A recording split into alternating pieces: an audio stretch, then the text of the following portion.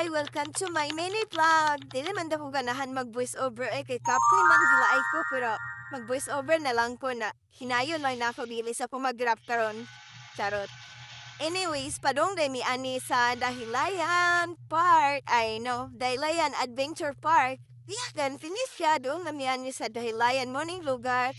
Sa Dahilayan nga gabi cute, kabugnaw kay dinino wala kinagtuyo diri nakaagi na mi diri sa gamay na kani siya nga airplane nga Cebu Pacific. Charot lang. Wala niya na, nisulod na mi sa Dahilayan. Then ang entrance day diri is 100 mo siguro na napalimot ko din. Ang bata is 70 pesos mo siguro. Ito napalimot na ako basta right.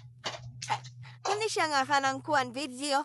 Last year pamanggid ni na karon pa na ako na-upload ka ng tambak ni sa po ang kuan gallery. So ako nga lang ipang-upload ka pwede ba kong edit ani din na ana ang mga bata nagdula na din kani siya isayo pa kay ni so wala kayo tao no. So basta daw kung ani mo diri dapat sayo good mo kay ano wala pa kay taway kung magpaudto-udto mo daghan na kay na siya tao labi ng mga hapon na like mga 1 PM or 2 PM daghan na kay tao diri. So mas tindot nga sayo like 7 or 8 AM na paghuman pwede ra mo diri magdala og inyuhang balon kay na sila picnic area diri magbayad na mo sa kanang table murag 200 ba siguro to.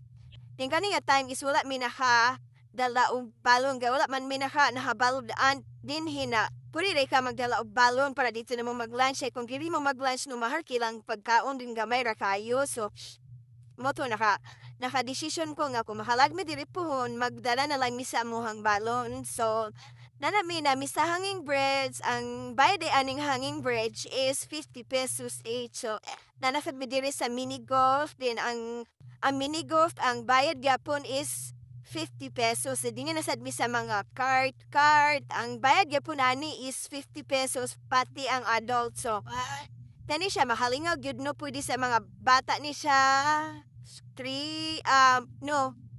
years old pataas. Murag ana siguro to napalimot na ko. Pamangin isud maginitigo na to kay bintano na kay to ba. Dahil nana mi dihi nagsuri-suri na dayon mi init kina siya diha pero bugno kay ang ilang hangin dere.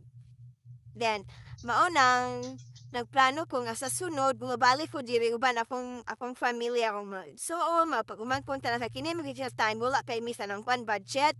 So gamay ra mi ani diri murag pa na mi lima ra mi ni ani diri kay ano kailangan wala man mi service kanang kwan siyempre wala mi sakyanan. So nagpakya ra mi ani og dulog 1.5 na plus mga entrance pa and plus pagkaon pa namo.